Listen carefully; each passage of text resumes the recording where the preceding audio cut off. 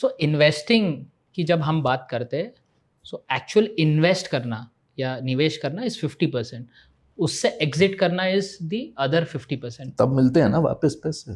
तभी मिलते हैं। अभी अगर हम देखें काफ़ी ज़्यादा कम्युनिकेशन, काफ़ी ज़्यादा ध्यान टॉप परफॉर्मिंग फंड या इन्वेस्ट कैसे करना उसी पे है। पैसे निकालने का भी है, इस पे चर्चा ही नहीं होती है।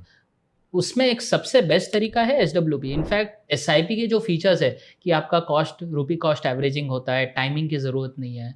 एसडब्ल्यूपी में भी वही है, बिकॉज़ आपको पैसे कब निकालना है कोई बताएगा नहीं और पता भी नहीं है कि मार्केट टॉप कर रहा है या बॉटम कर रहा है।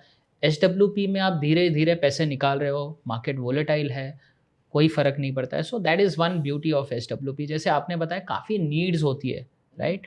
पीपल टेक सबैटिकल्स, फॉरगेट बिल्कुल। About retirement. आज काफ़ी फीमेल वर्कफोर्स में आती है, in between they take sabbaticals yes, yes. To be independent. तो हम ये चाहते हैं कि भी एसडब्ल्यूपी का जो इतना पावरफुल फीचर है, जैसे आपने कहा कि भी कॉर्पस बना हुआ है, तो आपकी सैलरी रुक जाती है जब आप या तो रिटायरमेंट लेते हैं या चोजन आपने कोई ब्रेक लिया, आप एंटरप्रेन्योरशिप जर्नी कर रहे हैं। अब लोग बड़े सारे लोग अब स्टार्टअप्स शुरू कर रहे हैं, अलग अलग चीज़ें कर रहे हैं, ट्राई आउट कर रहे हैं।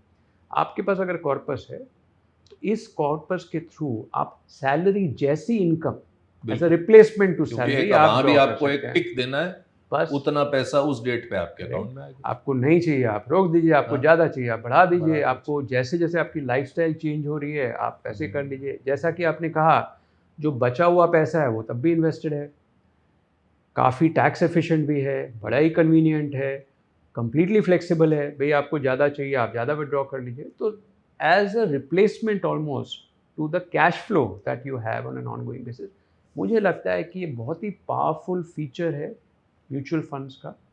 एसआईपीज़ अब करोड़ों लोगों को समझ में आ गया है।